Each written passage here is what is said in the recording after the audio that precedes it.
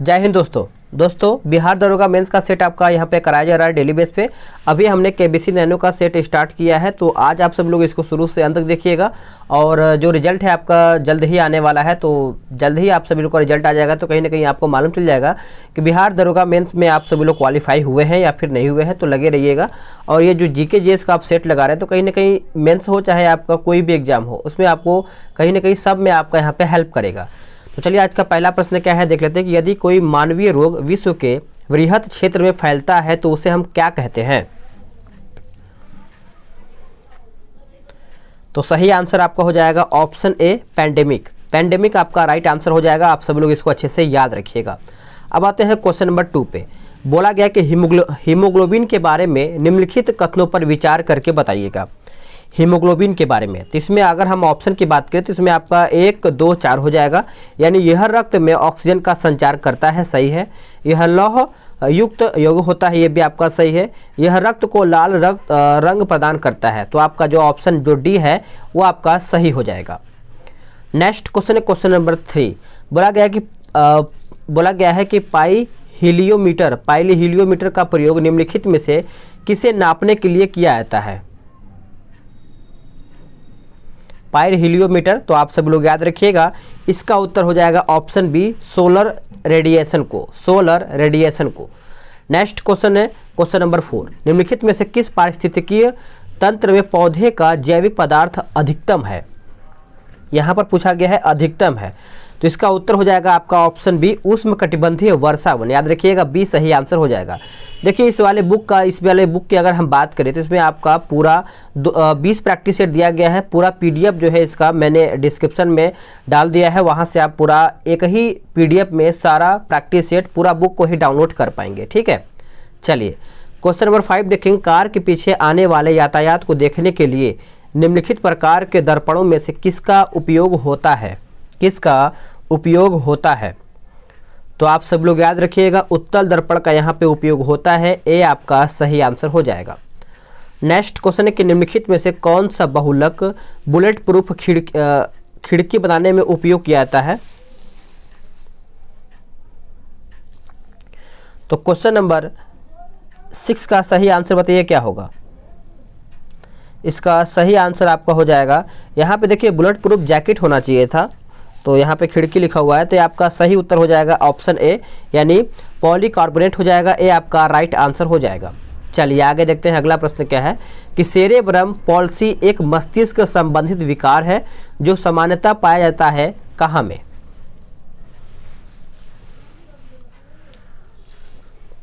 तो ये आपका हो जाएगा छोटे बच्चों में, जो कि सी जो है सही आंसर हो जाएगा। नेक्स्ट क्वेश्चन की पराश्रव्य में ध्वनियाँ हैं जिनकी आकृति होती है। माफ़ कीजिएगा, यहाँ पे आवृत्ति बोला गया है। आवृत्ति के बारे में पूछा गया है कि कितना हर्ट्ज से कम, कितना हर्ट्ज से अधिक और बराबर। तो अगर हम इसका आंसर की अगर हम बात करें तो आपका 20,000 हर्ट्ज से अधिक होता है, जो कि पराश्रव्य ध्वनि। ये आपका सही आंसर हो जाएगा।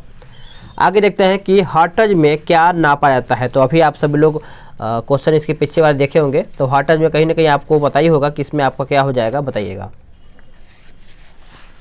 करेक्ट आंसर आपका हो जाएगा ऑप्शन ए आवृत्ति। क्या हो जाएगा, आवृत्ति आपका यहाँ पे सही आंसर हो जाएगा।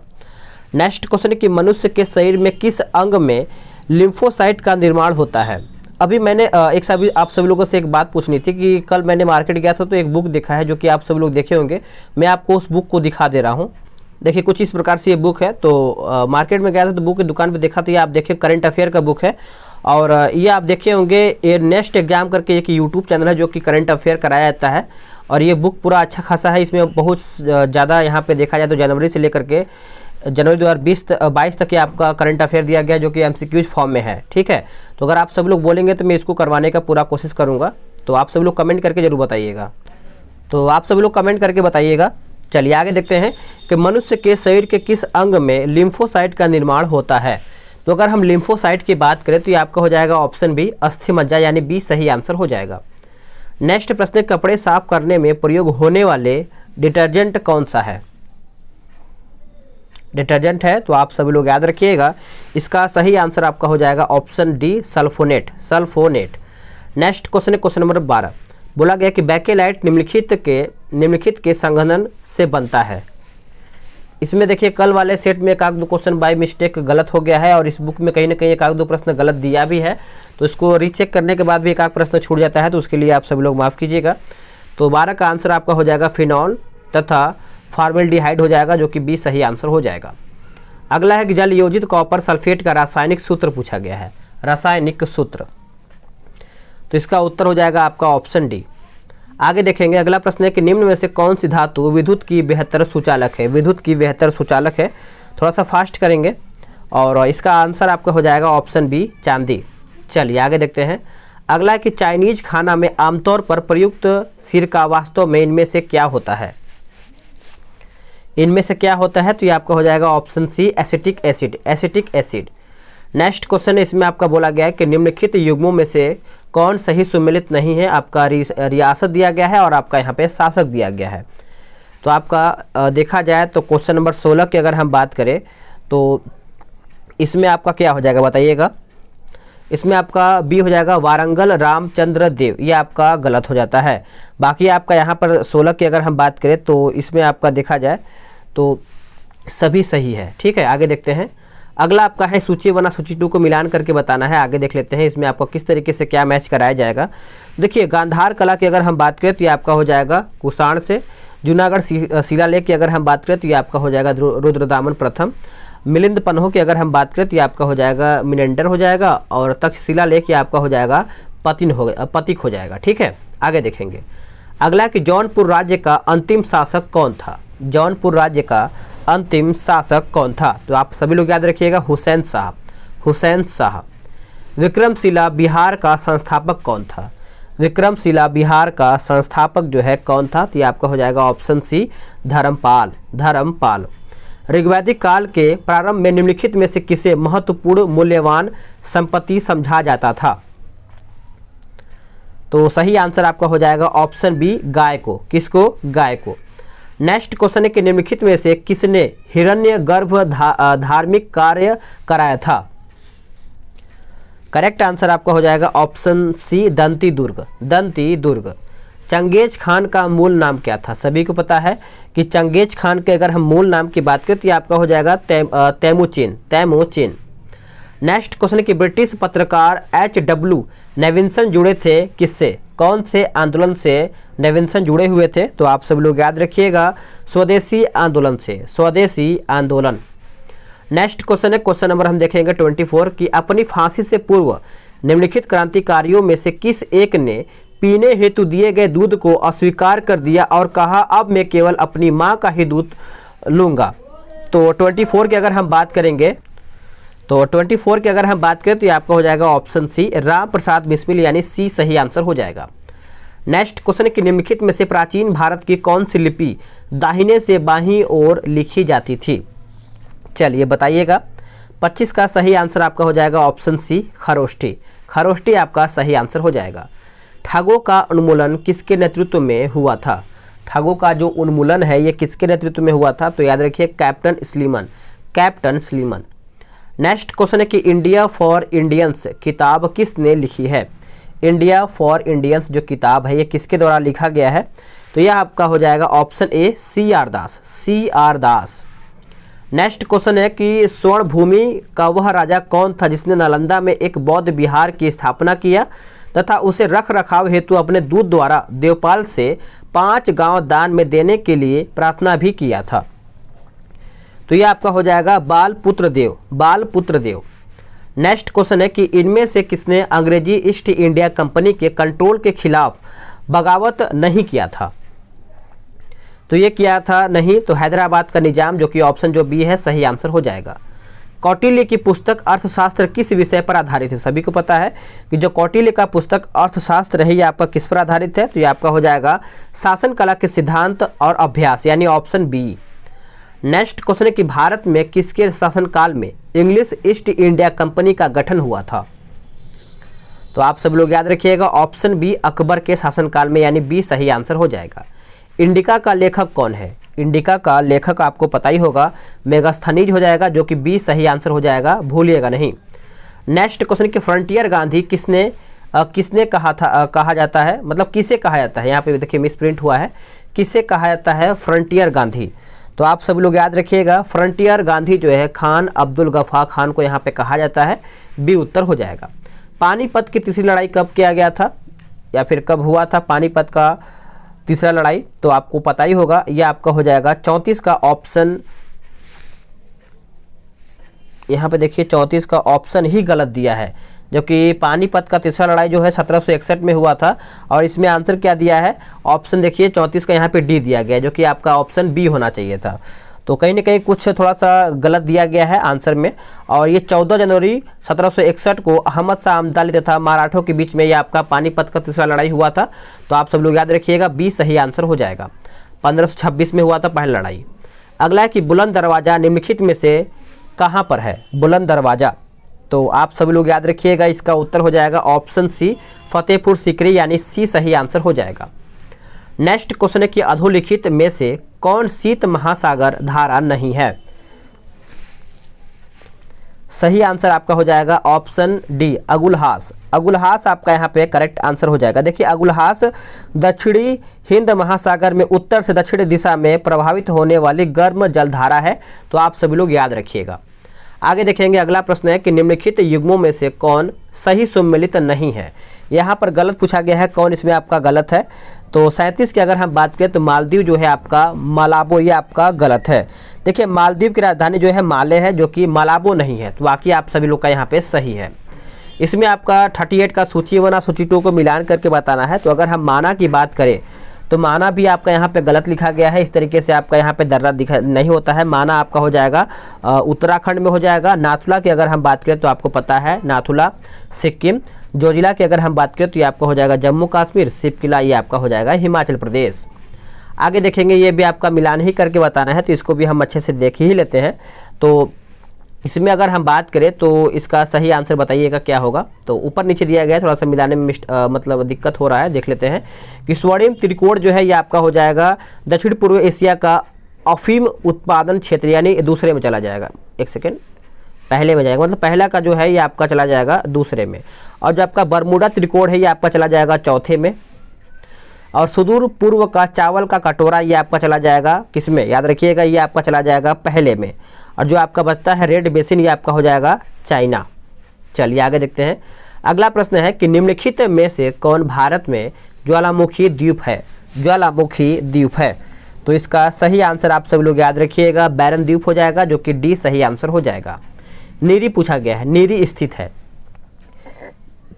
नीरी जो है यह आपका वर्ष 1985 में केंद्रीय सार्वजनिक व्यवस्था अभियांत्रिक अनुसंधान संस्थान के रूप में राष्ट्रीय पर्यावरण अभियांत्रिकी अनुसंधान संस्थान नीरी नागपुर की स्थापना, यानी नागपुर में स्थापना ये किया गया था। तो इसका सही आंसर हो जाएगा आपका ऑप्शन 41 का ए उत्तर हो जाएगा।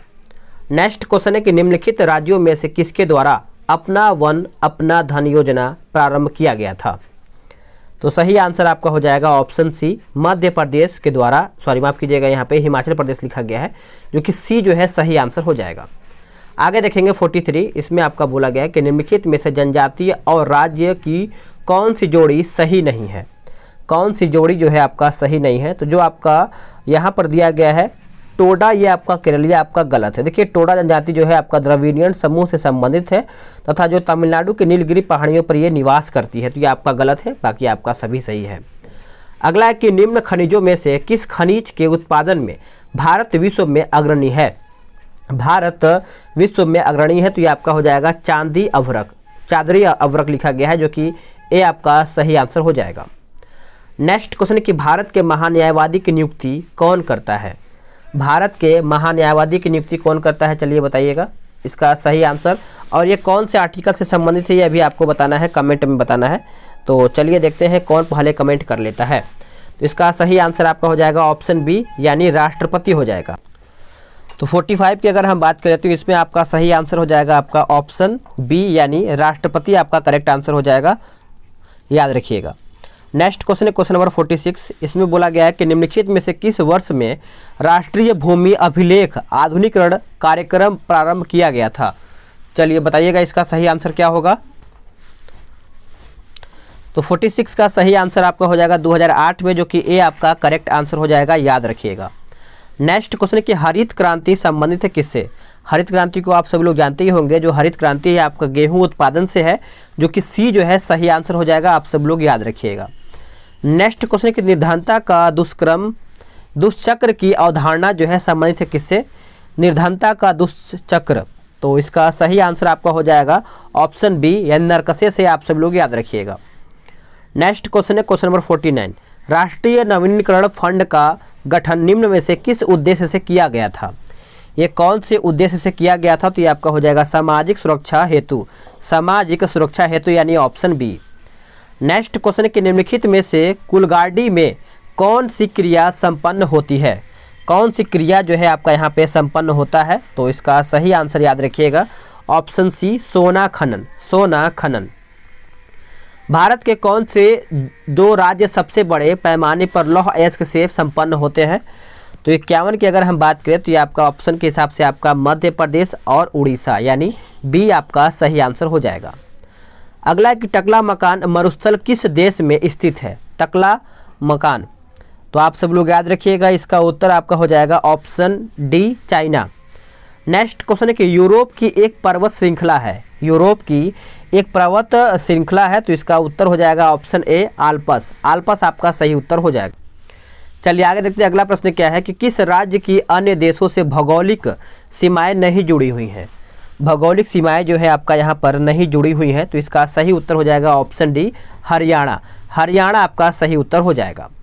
अगला है कि जमशेदपुर किस नदी के किनारे स्थित है? तो आप सब लोग याद रखिएगा जमशेदपुर जो है आपका झारखंड में पड़ता है, और इसका उत्तर आप सब लोगों ने कर ही दिया होगा, जो कि स्वर्ण रेखा हो जाएगा, सी उत्तर आपका यहाँ पे हो जाएगा। चलिए आगे देखते हैं। अगला प्रश्न आपका क्या है? अगला प्रश्न है कि ग्रह जिसका कोई उपग्रह नहीं है वो आपका कौन सा है? ऑप्शन को देखिए फिर आंसर कीजिएगा। तो ये आपका हो जाएगा ऑप्शन बी बुध। यूरेनस सूर्य के चारों ओर एक परिक्रमा में डैश समय लेता है, यानी कितना समय लेता है, कितना वर्ष लेता है? तो इसका उत्तर हो जाएगा 84 वर्ष, यानी ए आपका राइट आंसर हो जाएगा। देखिए अभी क्या है कि थोड़ा बहुत बाहर आपको आवाज़ आ रही होगी, इसको आप इग्नोर कीजिएगा, ठीक है। आगे देखते हैं कि अन्नामलाई इलायची की पहाड़ी और पालनी पहाड़ी मिलती है कहाँ पर, बताइएगा। तो करेक्ट आंसर आपका हो जाएगा 58 का ऑप्शन ए यानी अनाईमुड़ी, आप सब लोग याद रखिएगा।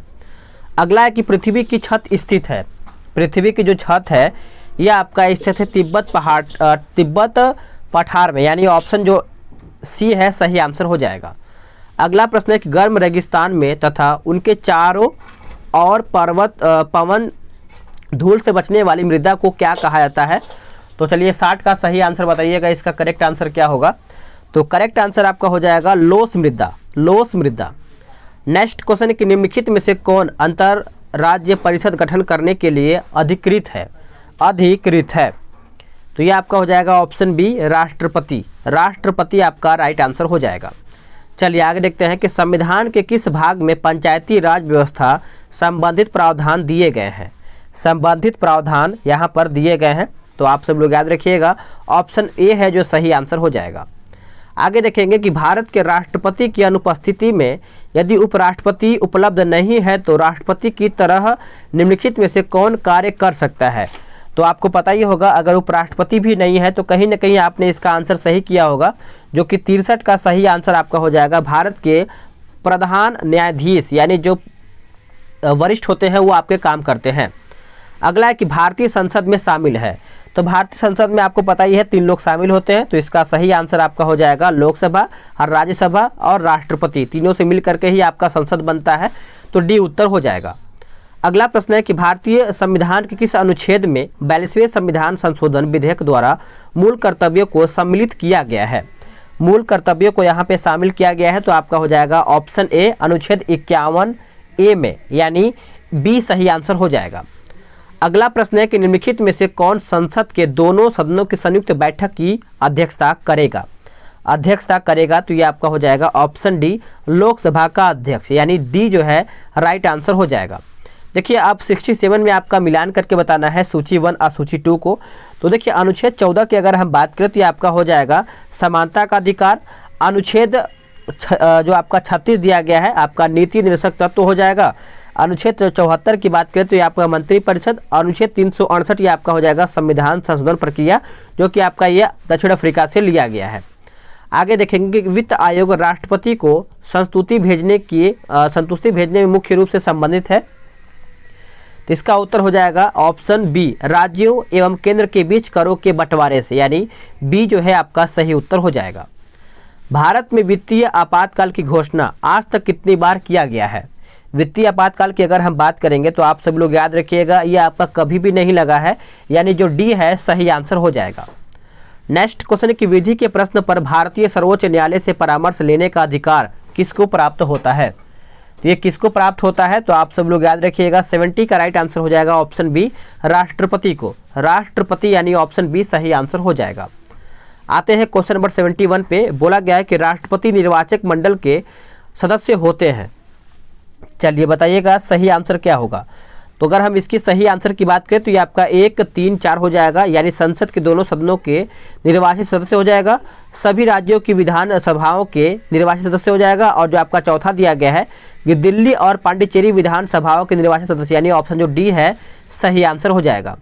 अगला कि पिछड़ी जाति आयोग के प्रथम सभापति कौन थे? वेरी इंपॉर्टेंट, आप सब लोग याद रखिएगा, और इसका उत्तर आपका हो जाएगा ऑप्शन बी, यानी 72 की बात करें तो आपका काका साहेब कालेकर हो जाएगा, जो कि आपका उत्तर जो 72 का है बी सही आंसर हो जाएगा, आप इसको भूलिएगा नहीं।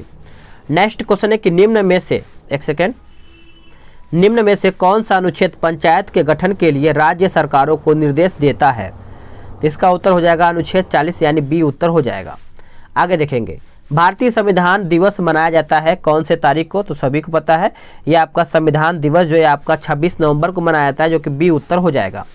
आगे देखेंगे कि एक नया राज्य बनाने में संवैधानिक संशोधन के लिए कैसा बहुमत होना चाहिए?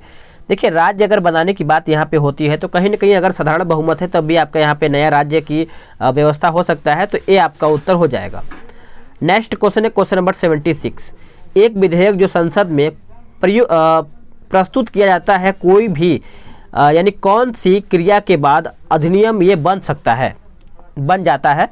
तो आप सब लोग याद रखिएगा, इसका उत्तर हो जाएगा ऑप्शन बी, जब राष्ट्रपति अपनी सहमति दे देता है तब, यानी बी जो है सही आंसर हो जाएगा। भारतीय नागरिकता नहीं प्राप्त किया सकती है किसके द्वारा? देखिए, भारतीय नागरिकता जो है आपका, अगर आप सब लोग सोचेंगे कि भारत बैंक में जो आपका धन है जमा करके हम नागरिकता प्राप्त कर ले, तो ये आपका गलत है। तो आपका डी जो है सही हो जाएगा। बाकी आपका जन्म द्वारा, देशीकरण के द्वारा, किसी भी भूभाग के सम्मिलित द्वारा, तो आपका ए बी सी सही है, डी गलत हो जाता है।